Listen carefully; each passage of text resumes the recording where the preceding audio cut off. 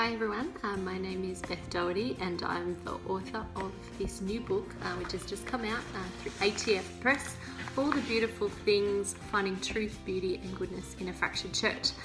Now, many of you probably will be wondering why take on the monolith of the Catholic Church at the moment and I suppose in many ways defend its existence and its part in my life. And so it isn't obviously a decision that was easy to make to write about the Catholic Church, and certainly there have been moments where I've really doubted the project and thought, you know, why would I argue for reform or for finding truth, beauty and goodness in an institution that sometimes seems to not really want to change. Effectively, this project has been a bit cathartic for me. So I've always been Catholic. I was born and raised Catholic, and then obviously as an adult made the decision to hang in there. And it's been through a lot of different experiences. I've worked for the church.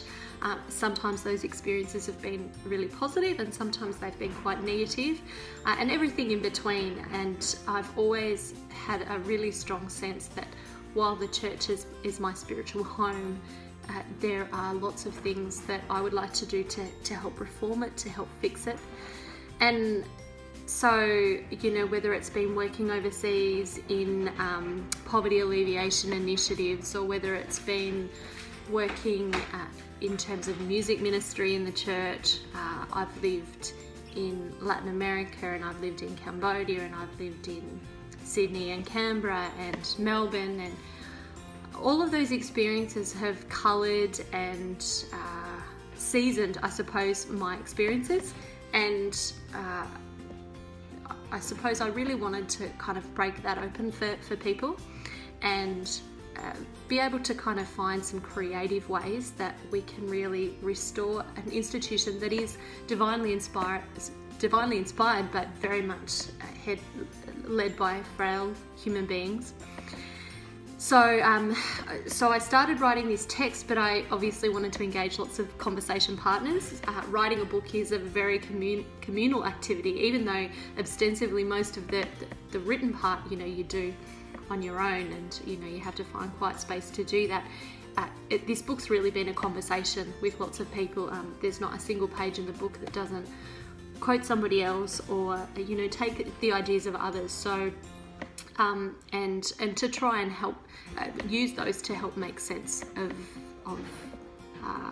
this feeling that I have that there is still some good to be found in a church that is very much ridden with scandal. So I'll just read from the back of the book, just so you know what you're getting into if you do decide to purchase the book, and by way of this virtual launch. So taking as its theme Beauty from Ashes, the beautiful image from Isaiah 61:3, all the beautiful things, finding truth, beauty and goodness in a fractured church, is written at a time when the Catholic Church and its people are reeling from years of scandal.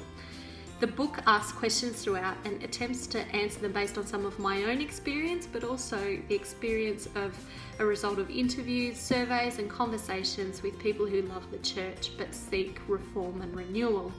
It's a cry of the heart to try and reclaim what's been lost, and it's a taking up of a cross and walking on a journey paved with all manner of challenge. In the end, my hope was to help others to discover some of the truth, beauty and goodness in Catholicism, while also being really honest and frank and upfront about the fact that the church as an institution and many of its members have a lot of learning to do, and I definitely include myself in that. Now, as I was saying, it is very much a communal project, so I have a lot of people that I would like to thank that have contributed in various different ways.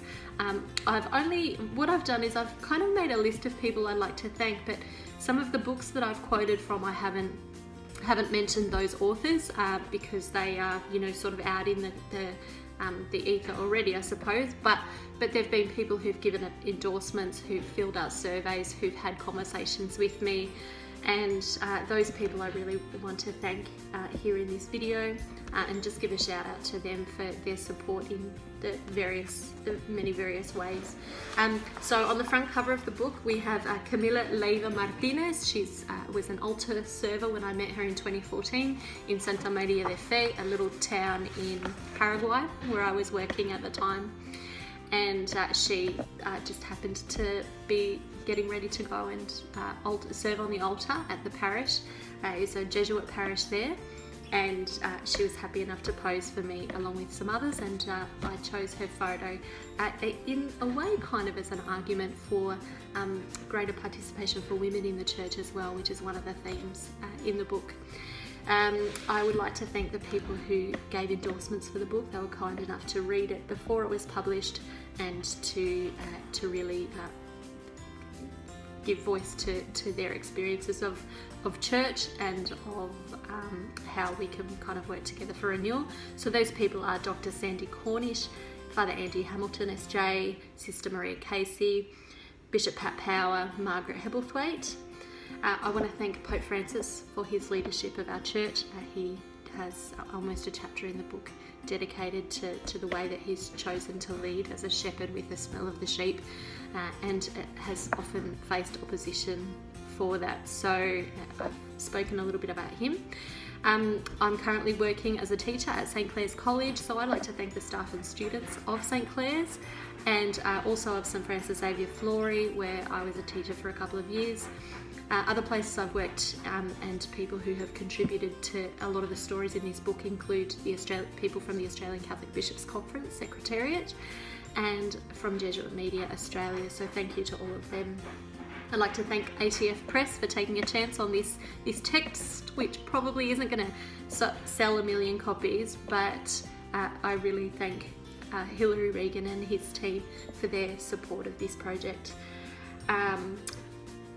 I'm going to just go through a bit of a list of people. It's in no particular order, but they are people that I would like to thank.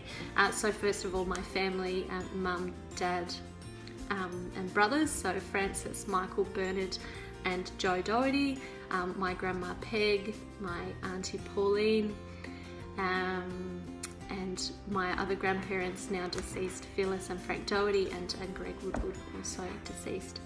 I'd like to thank Father John Woods, Monsignor John Woods, Father Peter Day, Archbishop Mark Coleridge, Father Paul Fife SJ, Andrea Dean, Father Brian Lucas, Mev Puleo, Audrey Assad, Mark Schmiel, Father James Martin SJ, staff at America Media, especially the Jesuitical podcast, and Kerry Webber, Father Richard Leonard, Bishop Gregor Kelly SJ, Father Sasha Bermudez Goldman SJ, Noel Devine of the ABC, friends Maria de Fatima Vieira, Moira Byrne-Garten, Matthew Hardy, Helen Jacobs Brennan, Genevieve Nicol, Louise O'Rance, Hannah Walcott, Anna Abraham, Gavin Abraham, Phyllis Sagano, Juana Crespi, Maria Pineda, Maeve Heaney, the Verbum Dei Missionaries, Joan and Bill Hibberson, Father Alberto Luna SJ, Father Oscar Martin SJ, Gemma Sisia, Sister Tony Matha, Sister Deirdre Brown,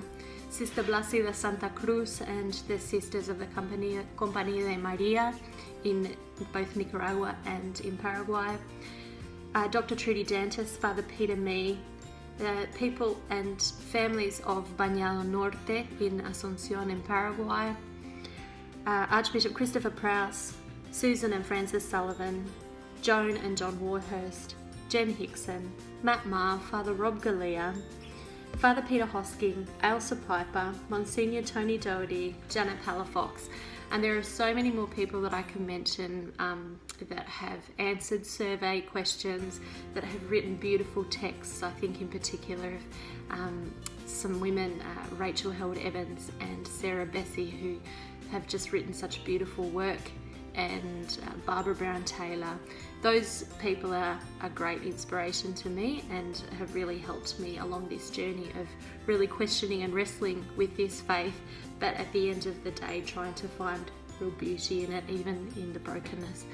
So once again, I want to say thank you to everyone who has supported this project. I look forward to sharing more on it as we go along, and If you have any questions or any feedback about the text, I'd be really thrilled to hear from you. At the current time, you can order the book on amazon.com.au and on the publisher's website, so atfpress.com. So really hope that you enjoy the text, and thank you again for your support.